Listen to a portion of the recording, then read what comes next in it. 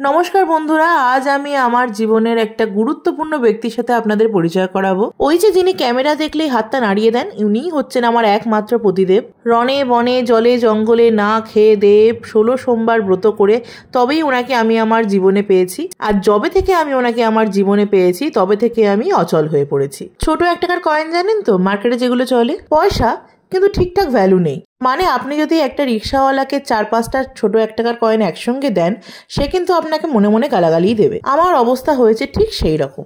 মানে আমি মানুষটা এক্সিস্ট করি, কিন্তু ওকে ছাড়া আমার জীবনটা একেবারেই অচল পয়সা। আমি আমার জীবন, মন, দায় দায়িত্ব সমস্ত কিছু তার ঘাড়ে চাপিয়ে দিব্যি আরামে দিন কাটাচ্ছি। আর সেও কিন্তু হাসি মুখে এই দীর্ঘ 8 বছর ধরে এই দায় দায়িত্ব পালন করছে। মানে বেসিক্যালি আমাকে ঝেলছে আর কি। তো গত শিশু দিবসের দিন আমার এই হেন পতিদেবের ছিল জন্মদিন। তো বছরে 364 দিন যদি সে আমার জন্য করে, তো একটা দিন তো তাকে স্পেশাল ফিল করাতেই হবে। শিশু দিবসের দিন জন্ম হলেও তিনি নিতান্ত শিশুটি আর নেই। 36টা বসন্ত পার করে ফেলেছেন অলরেডি। যদিও জন্মদিন নিয়ে আড়ম্বর তিনি খুব একটা কোনোদিনই পছন্দ করেননি, কিন্তু কেউ যদি কিছু করে সেখানে নাও করেন না।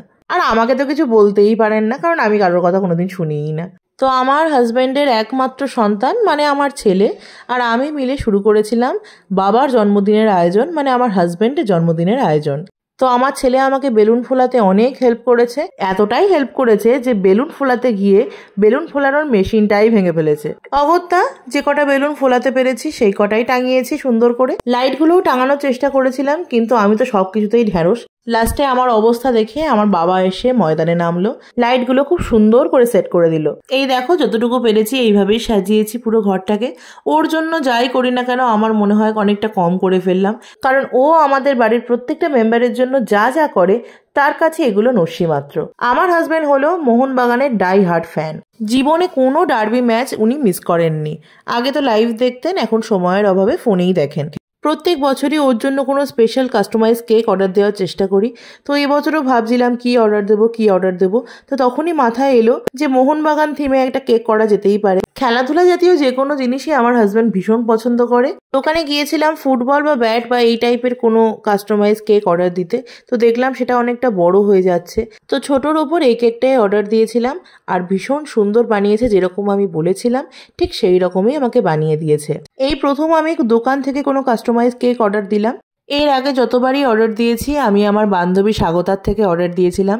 তো ওকে তো কিছু বলা লাগে না, ও যেরকম বলি সেরকমই বানিয়ে দেয়। হাজব্যান্ডের জন্মদিন হোক বা আমার ছেলের জন্মদিন হোক কিংবা আমার অ্যানিভার্সারি হোক, আমি ওর কাছ থেকেই অর্ডার দিতাম কেক।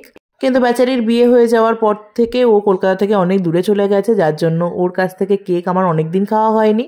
ও যখন কলকাতায় আসে তখন আমার বাড়িতে কোনো অকেশন থাকে না, আর যখন আমার বাড়িতে কোনো অকেশন থাকে তখনও কলকাতায় থাকে না। কি আর করা, তাই বাধ্য হয়ে এবছর দোকানেই অর্ডার দিলাম। Happy birthday to you, happy birthday to you, happy birthday dear Madhu, happy birthday to. যে যেটা খাবে সেটা তুলে নিচ্ছে। তুই খাওয়া বাবা দিচ্ছে ভর্তি করুন।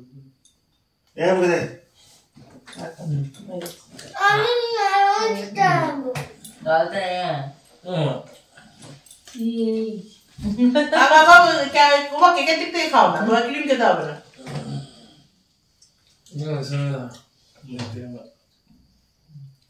আচ্ছা এদিক থেকে শুধু খাবেন, খাও না।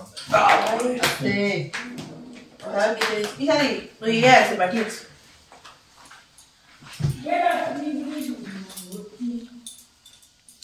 তোমাকে বুঝতে হবে। এই এখানে ক্রিম দেও না, এটা খাও। এই ওই কেক কাস্টমাইজ কেক বানাতে গেলে ক্রিম তো উপরে দেবে, নালে ও বানাবে কি করে?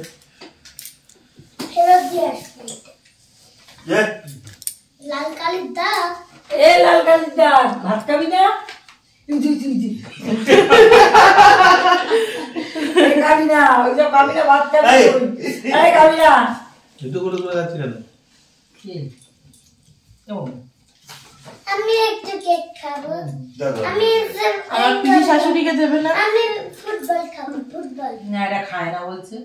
ফুটবলের কাগজ গো কিশালি, হ্যাঁ প্লাস্টিক ওটা কাগজ খায় না বাবা। মিষ্টি অল্প আছে সব। এই ক্রিমটা বাদ দিয়ে এটা খাও। মিষ্টি নেই একদম, একদম মিষ্টি। এই আর কি মিষ্টি নেই। তো এবারে চলে আসি খাওয়া দাওয়ার পর্ব নিয়ে। আমার শাশুড়ি মা অনেক কষ্ট করে সারাদিন ধরে রান্নাবান্না করেছেন আজকে নিজের ছেলের জন্য। আজকের দিনটা ওনাকে আমি রান্নাঘর ছেড়ে দিই, কারণ উনি রান্না করে নিজের ছেলেকে খাওয়াতে খুবই ভালোবাসেন। খুব মন থেকে আনন্দ করে আমার শাশুড়ি মা অনেকগুলো পদ রান্না করেছিলেন ছেলের জন্য।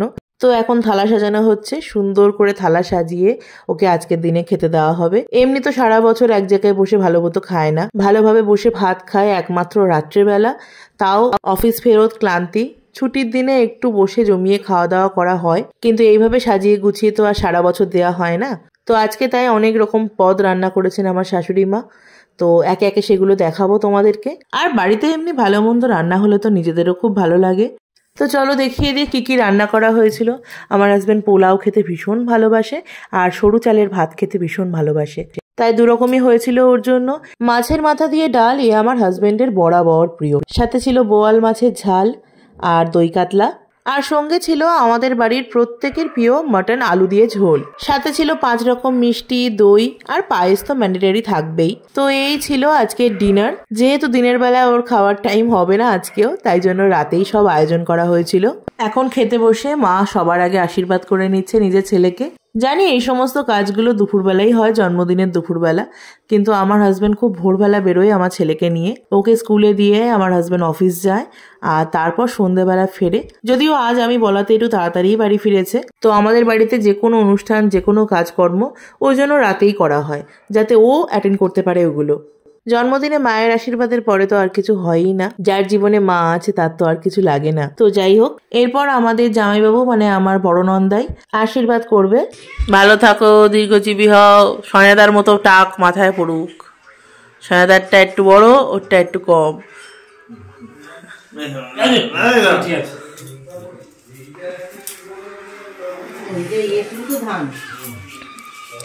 বাঁহাতে সবে চলে না, না বাঁহাতি মেয়েদের বাঁহাতটাই শুরু। আশীর্বাদ আশীর্বাদ নাও তো, বাঁ হাত আর ডান হাত করছে। ভালো থাক, সুস্থ থাক। না ঠিক আছে, ঠিক আছে, ঠিক আছে।